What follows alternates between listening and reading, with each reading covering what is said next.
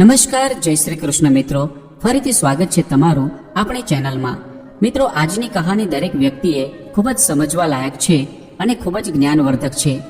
જીવનમાં ઘણીવાર એવું બનતું હોય છે કે વ્યક્તિ સત્ય જાણ્યા વગર એવા નિર્ણયો લઈ લે છે કે પછી તેને પસ્તાવાનો વારો આવે છે.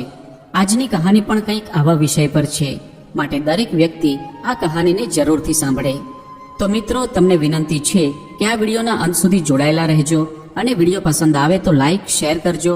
અને હજુ સુધી જો તમે અમારી ચેનલને સબસ્ક્રાઇબ ના કરી હોય તો અત્યારે જ સબસ્ક્રાઇબ કરી દેજો તથા કોમેન્ટ બોક્સમાં હર હર મહાદેવ જરૂરથી લખી દેજો, જેથી ભગવાન ભોલેનાથની કૃપા આપણા સૌ પર નિરંતર બની રહે. તો ચાલો કહાની શરૂ કરીએ. આજે સુરેશભાઈના ઘર પર મહેમાનોની ભીડ ઉમટી હતી. હોય પણ કેમ નહીં. આજે સુરેશભાઈ, જેમણે લગાતાર 35 વર્ષો સુધી સરકારી વિભાગમાં નોકરી કરી હતી, પોતાની સેવાઓ આપી હતી, તેઓ રિટાયર થવા જઈ રહ્યા હતા. તેના માટે આજે તેમના ઘરે રિટાયરમેન્ટની પાર્ટી હતી. બધા જ સગા સંબંધી અને નજીકના મિત્રોને બોલાવ્યા હતા. અરે પતિદેવ, તમે ક્યાં ગયા? સવિતાબેન બોલ્યા અને સુરેશભાઈને શોધતા તે પોતાના રૂમમાં આવી પહોંચ્યા. તમે અહીં ઊભા છો. બીજી બાજુ પાર્ટીમાં બધા જ મહેમાનો તમારા વિશે પૂછી રહ્યા છે અને અહીં તમે તમારા વિચારોમાં જ ખોવાઈ ગયા છો. સવિતાબેને જેવું જ સુરેશભાઈની તરફ જોયું તો તેમણે તેમના ચહેરા પરની પીડાની રેખાઓને તરત વાંચી લીધી અને તેમણે પૂછ્યું કે શું થયું? તમે કેમ પરેશાન છો? આટલા પરેશાન તો મેં પાછલા 35 વર્ષોમાં તમને નથી જોયા. સવિતા, હું એ વિચારી રહ્યો છું કે રિટાયરમેન્ટ પછીનું આપણું જીવન કેવું હશે. હવે તો આ ઘર જ્યાં આપણે આપણા જીવનના 35 વર્ષો વિતાવ્યા છે તેને પણ હવે ખાલી કરવું પડશે. ના જાણે કેટલી યાદો આ ઘર સાથે જોડાયેલી છે. આપણે આ મકાનમાં જીવનના ઘણા બધા સુખ અને દુઃખના દિવસો પસાર કર્યા છે. હવે તો જ્યારે હું આ ઘરને જોઉં છું ત્યારે આપણા પાછલા દિવસોમાં આપણા પરિવારની હસતી ખેલતી જિંદગી દેખાય છે.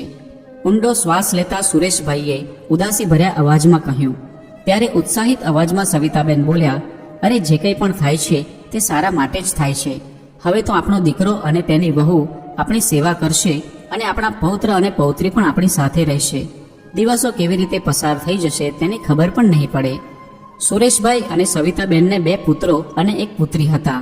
તેમના મોટા દીકરા ગિરીશનું લગ્ન થઈ ગયું હતું અને તેમનો બીજો દીકરો રાજેશ અપરિણિત હતો. તેમની પુત્રી સ્વાતિનું લગ્ન એક સુખી અને સંપન્ન કુટુંબમાં કરીને સવિતાબેન અને સુરેશભાઈ પોતાની જવાબદારીમાંથી મુક્ત થઈ ચૂક્યા હતા.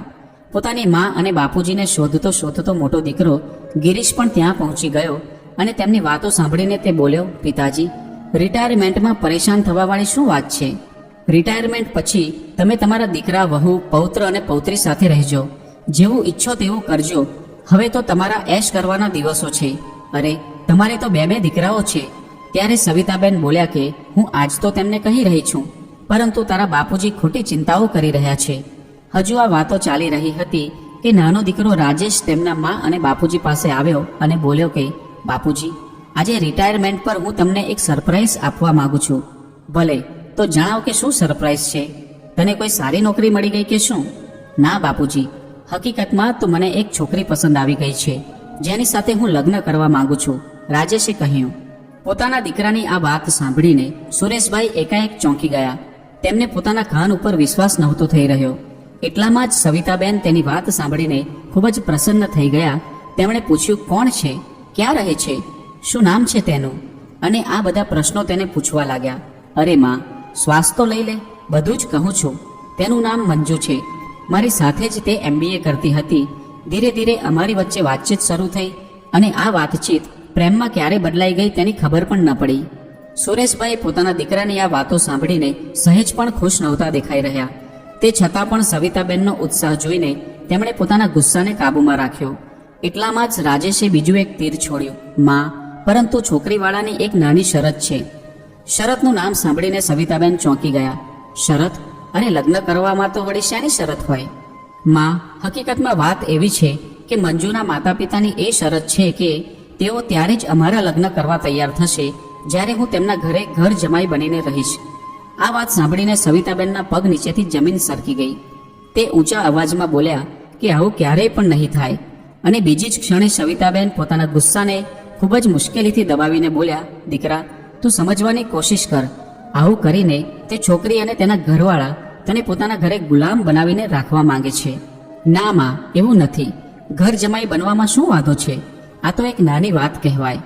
જ્યારે અમે બંને એકબીજા સાથે જીવન જીવવા માંગીએ છીએ તો પછી અમે અહીં રહીએ કે ત્યાં રહીએ એમાં શું ફરક પડવાનો છે? જીવન તો અમારે જ જીવવાનું છે ને. બસ આટલી જ વાત કહેવાની વાર હતી અને સુરેશભાઈ ગુસ્સામાં ઊભા થઈ ગયા અને તેમણે રાજેશના ગાલ ઉપર એક જોરદાર તમાચો ચોડી દીધો. નાલાયક, શું તને આ નાની શરત લાગે છે? અરે એ જણાવ કે તારા ઉછેરમાં અમે એવી શું કમી રાખી હતી? અરે હજુ તારે અને તે છોકરીને મળે તો 4 દિવસ જ થયા છે અને તારા માટે તે છોકરી તારા મા બાપથી પણ વધારે મહત્વની થઈ ગઈ. જે માએ તને જન્મ આપ્યો, જે બાપના ખોળામાં તું મોટો થયો છું, પોતાની જરૂરિયાતોને નજરઅંદાજ કરીને તારી બધી જ જરૂરિયાતોનું ધ્યાન રાખ્યું, જેમનાથી એક પળ માટે પણ દૂર રહેવું તને ગમતું નહોતું, આજે એક છોકરી માટે તું તેમને જ છોડીને જઈ રહ્યો છે. શું તારા થવાવાળા સાસુ અને સસરા તારા સગા મા બાપથી પણ મોટા થઈ ગયા? અરે તમે શું કરી રહ્યા છો? શું કોઈ પોતાના યુવાન દીકરા પર આવી રીતે હાથ ઉઠાવે છે? સવિતાબેને સુરેશભાઈનો હાથ પકડીને કહ્યું. પોતાના પિતાજીની પ્રતિક્રિયા જોઈને રાજેશનો ચહેરો ગુસ્સાથી લાલ થઈ ગયો. તમારે જે કહેવું હોય તે કહો, પરંતુ હું લગ્ન કરીશ તો ફક્ત મંજુ સાથે જ, ભલે તમારી મરજી હોય કે ના હોય. ઊંચા અવાજમાં બોલીને રાજેશ ઘરમાંથી બહાર નીકળી ગયો અને સુરેશભાઈ પોતાનું માથું પકડીને બેસી ગયા. હે ભગવાન, આટલા ખુશીના દિવસ પર આજે મારા દીકરાએ મને આ ભેટ આપી છે. પોતાના જીવનમાં મારે આ દિવસ જોવો પડશે એવું તો મેં ક્યારેય પણ વિચાર્યું નહોતું. પોતાના દીકરાના આ વ્યવહારથી અંદરથી દુઃખી થઈ ગયેલ સુરેશભાઈની આંખોમાંથી આંસુઓની ધારા વહેવા લાગી. ધીરે ધીરે દિવસો વીતતા ગયા અને સુરેશભાઈની ચિંતા પણ વધતી ગઈ, કેમ કે હવે ઘર ખાલી કરવાનો સમય નજીક આવી રહ્યો હતો. ત્યારે એક દિવસે સુરેશભાઈના ઘરે એક કુરિયર આવ્યું, જે મોટા દીકરા ગિરીશના નામ પર હતું. સવિતાબેને કુરિયર લીધું અને ઉત્સુકતાથી તેને ખોલીને જોયું ત્યારે તેમાંથી એક પત્ર નીકળ્યો. પરંતુ પત્ર વાંચીને સવિતાબેન સ્તબ્ધ થઈ ગયા. તેમની આંખો જાણે ફાટી ગઈ હોય તેવો ભાવ તેમના ચહેરા પર દેખાઈ રહ્યો હતો. ત્યારે સુરેશભાઈ પોતાની રૂમમાંથી બહાર આવ્યા અને સવિતાબેનને તેમની આ હેરાનીનું કારણ પૂછવા લાગ્યા. ત્યારે સવિતાબેને તેમના હાથમાં તે પત્ર આપી દીધો. પત્ર વાંચીને જાણે સુરેશભાઈના દર્દનું કોઈ ઠેકાણું ના રહ્યું. પોતાની આંખોની પાંપણને હલાવ્યા વગર તેઓ પત્રને જોતા જ રહી ગયા. પોતાના દુઃખ અને પીડાને પોતાના હૃદયમાં દબાવીને સવિતાબેન બોલ્યા, તમારા દીકરાની વિદેશમાં નોકરી લાગી ગઈ છે.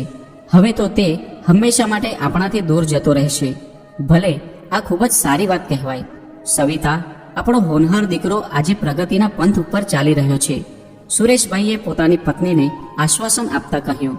હજુ પોતાના એક દીકરા દ્વારા આપેલા ઘા હજુ ભરાયા પણ નહોતા એટલામાં બીજા દીકરાની વિદેશમાં નોકરી લાગી ગઈ. તે વાત જાણીને તે બંને અંદરથી તૂટી ચૂક્યા હતા. સુરેશભાઈ વિચારતા વિચારતા પાછળની યાદોમાં ડૂબી ગયા.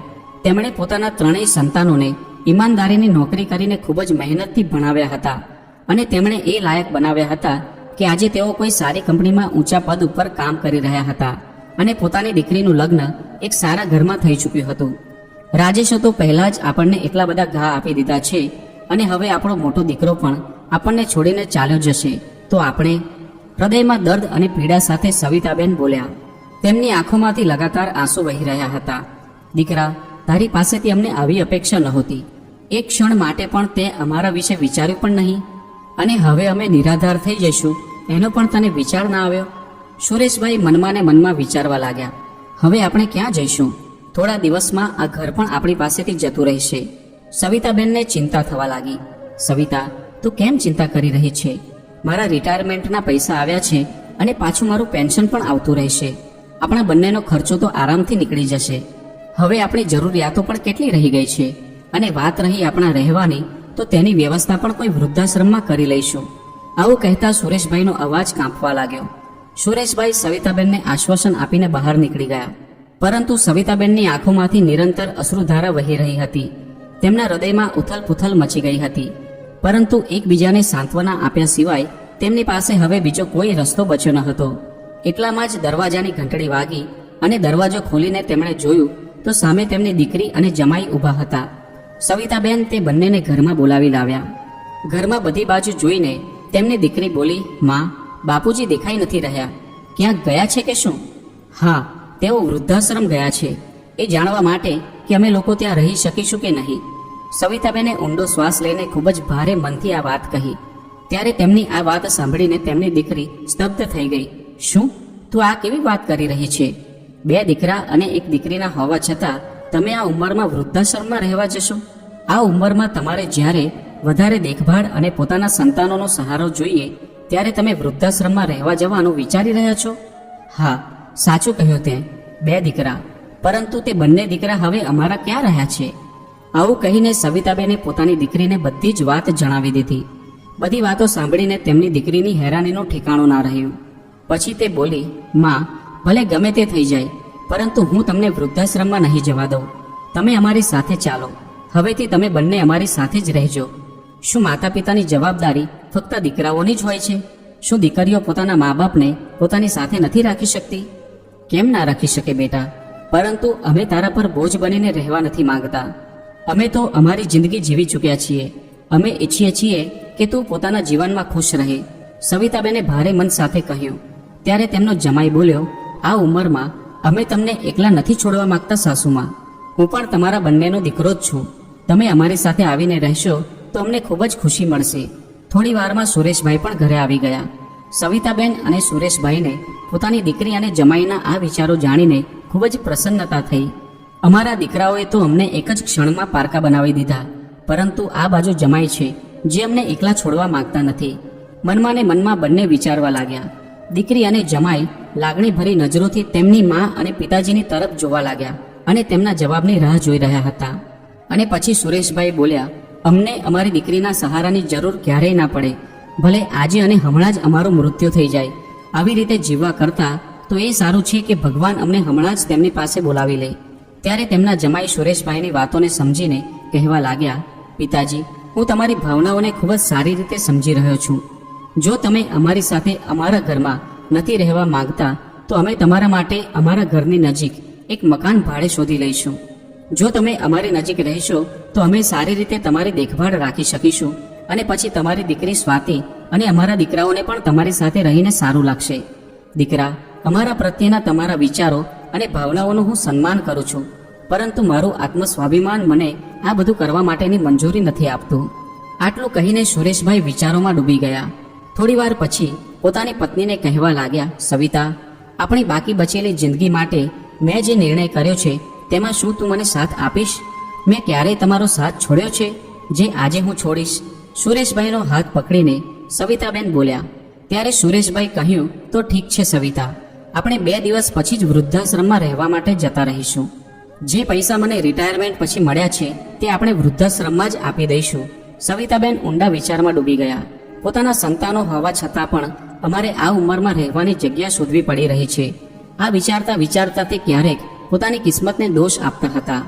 પછી તે દર્દભર્યા અવાજમાં બોલ્યા, ભગવાન, અમને ઉપર કેમ નથી બોલાવી લેતા? હવે આ જિંદગીમાં બચ્યું છે જ શું? બીજા દિવસે જ મોટો દીકરો ગિરીશ તેની પત્ની અને તેના દીકરાઓ સાથે માતા પિતાના ઘરે પહોંચ્યો. મા, બાપુજી, આજે મારા માટે ખૂબ જ ખુશીનો દિવસ છે. આ લો, તમારું મોં મીઠું કરો.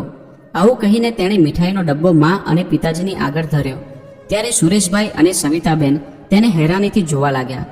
પૂછશો નહીં કે એવી કઈ ખુશીની વાત છે? ગિરીશે કહ્યું. ત્યારે સુરેશભાઈ ગંભીર સ્વરમાં બોલ્યા, એ જ ને કે તારી વિદેશમાં નોકરી લાગી ગઈ છે.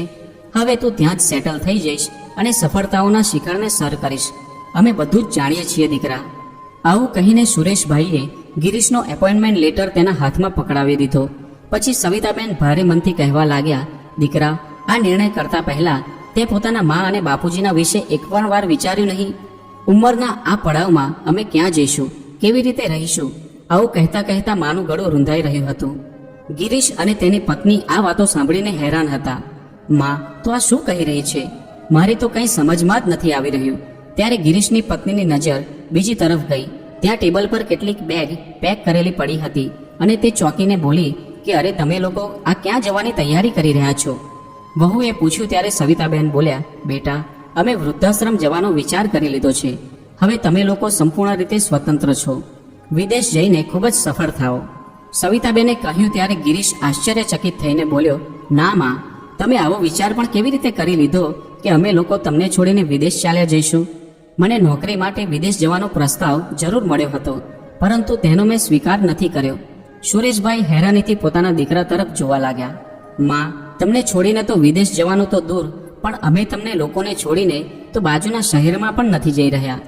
જાણો છો બાપુજી, તમારા રિટાયરમેન્ટના પછી મેં આ જ શહેરમાં પોતાનું ટ્રાન્સફર કરાવી લીધું છે અને અહીં જ અમે મકાન પણ ખરીદી લીધું છે, જેથી આપણે બધા સાથે મળીને અહીં રહી શકીએ. અને આ ખુશીમાં જ હું મીઠાઈ લઈને આવ્યો છું. અને બાપુજી, અમે બંને તમને સરપ્રાઈઝ આપવા માંગતા હતા, એટલા માટે જ અમે અત્યાર સુધી આ વાત છુપાવીને રાખી હતી. હવે તમે તમારું ઘડપણ તમારા પૌત્ર અને પૌત્રી સાથે સુખ અને આનંદથી વિતાવી શકશો. તેમનો દીકરો અને વહુ તેમના મા અને પિતાજીના ચરણોમાં બેસી ગયા અને બોલ્યા, બાપુજી, અમને તમારી સેવાની તક જોઈએ છે. અમે ઈચ્છીએ છીએ કે તમે અમારી સાથે નહીં, પરંતુ અમે તમારી સાથે રહીએ. અમને તમારા સ્નેહ અને આશીર્વાદના ઠંડા છાંયડાની જરૂર છે. તમે આપશો ને? પોતાના દીકરા અને વહુની વાતો સાંભળીને એક બાજુ આજે સુરેશભાઈની છાતી ગર્વથી પહોળી થઈ રહી હતી, તો બીજી બાજુ તેમને પોતાના વિચારો પર પસ્તાવો થઈ રહ્યો હતો. સવિતાબેન પોતાના ખુશીના આંસુઓને રોકવામાં અસમર્થ હતા. પોતાના દીકરા અને વહુને ઊભા કરીને તે બંને બોલ્યા, દીકરા, આજે તમે અમને ન્યાલ કરી દીધા. અમારા મનમાં તો ના જાણે કેવા કેવા વિચારો આવી રહ્યા હતા. હજુ આ વાતો ચાલી જ રહી હતી કે અચાનક બાળકોએ ઉત્સાહથી બૂમો પાડવાનું શરૂ કરી દીધું. અરે, કાકા આવી ગયા. કાકા, તમે ક્યાં ગયા હતા? સામે જોયું તો રાજેશ હાથ જોડીને ઊભો હતો અને તેની આંખોમાંથી લગાતાર આંસુ વહી રહ્યા હતા. તેને જોઈને સુરેશભાઈ બોલ્યા કે બેટા તું? પિતાજી, મને માફ કરી દો. તમે સાચું જ કહેતા હતા કે મંજુ અને તેના માતા પિતા મને ગુલામ બનાવીને રાખવા માંગે છે. હું તો તેની સાથે લગ્ન કરવા માટે જઈ રહ્યો હતો, પરંતુ રહી રહીને મારા કાનમાં તમારા શબ્દો ગુંજવા લાગ્યા. ભગવાન સમાન મારા મા બાપુજીને દુઃખી કરીને મને શાંતિ નહોતી મળી રહી. મારી અંતરાત્મા મને ધિક્કાર આપી રહી હતી. મને મારી ભૂલનો અહેસાસ થઈ ગયો છે. મા બાપુજી, મેં તમારા બંને સાથે ખૂબ જ ખરાબ વર્તન કર્યું છે. થઈ શકે તો મને માફ કરી દો.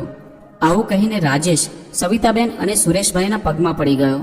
પછી રાજેશ બોલ્યો, બાપુજી, હવે હું તમને પસંદ હોય તેવી જ છોકરી સાથે લગ્ન કરીશ. ચિંતા ના કરીશ દીકરા. ભલે આજે તને પોતાની ભૂલનો અહેસાસ તો થઈ ગયો, આટલું જ મારા માટે ઘણું બધું છે. આવું કહીને મા બાપુજી રાજેશને ભેટી પડ્યા. શું વાત છે દાદાજી, એક સેલ્ફી તો બને જ છે. હાથમાં મોબાઈલ લઈને બાળકો બોલ્યા ત્યારે આખા ઘરમાં બધા હસવા લાગ્યા અને ખુશીનો માહોલ છવાઈ ગયો.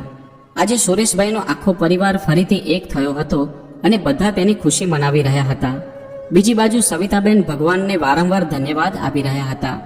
મિત્રો, મા બાપ એ વડનું વિશાળ ઝાડ છે, જેની છાયામાં સંતાનો હંમેશા સુરક્ષિત રહે છે. એક મા બાપ જ છે જેમને તમારી પ્રગતિ પર ખુશી થાય છે. આજે તમે જે કંઈ પણ છો તેમની પાછળ તમારા મા બાપનો જ ત્યાગ રહેલો છે. તમે અચાનક મોટા નથી થઈ ગયા. તમને મોટા કરવામાં તમારી માએ પોતાના શરીરને નીચોવી નાખ્યું છે. વૃદ્ધ બાપે કડકડતા તડકામાં પોતાના શરીરને તપાવ્યું છે. જે વૃક્ષે બાળપણમાં તમને પોતાનો છાંયડો આપ્યો છે, તેમના પાંદડા ક્યારેય સૂકા ના થવા દો. તેમને પણ પોતાના સ્નેહ અને પ્રેમનું ખાતર આપ્યા કરો અને પોતાની મધુર વાણી અને વ્યવહારરૂપી પાણીથી હંમેશા તેમનું સિંચન કરતા રહો. કેમ કે જ્યારે છાંયડો આપવાવાળું વૃક્ષ નથી રહેતું, ત્યારે ઘરના આંગણામાં હંમેશા તડકો જ રહે છે. કોઈએ સારું જ કહ્યું છે કે વગર માંગે જ્યાં આપણી દરેક ઈચ્છાઓ પૂરી થાય છે, તેવું સ્વર્ગ માતા પિતાના ચરણોમાં જ હોય છે. તેથી મિત્રો, આપણે હંમેશા ભગવાન સમાન આપણા માતા પિતાની સંભાળ રાખવી જોઈએ અને વૃદ્ધાવસ્થામાં જ્યારે તેમને આપણા સહારાની જરૂર હોય છે, ત્યારે આપણે તેમનો સહારો બનીને તેમની દરેક ઈચ્છાઓ પૂરી કરવી જોઈએ. તો મિત્રો, આજની કહાની તમને કેવી લાગી તે કોમેન્ટ કરીને જરૂર જણાવજો. અને વિડીયો પસંદ આવ્યો હોય તો લાઈક અને શેર કરજો, તથા ચેનલ પર નવા હોય તો ચેનલને સબસ્ક્રાઇબ જરૂરથી કરજો.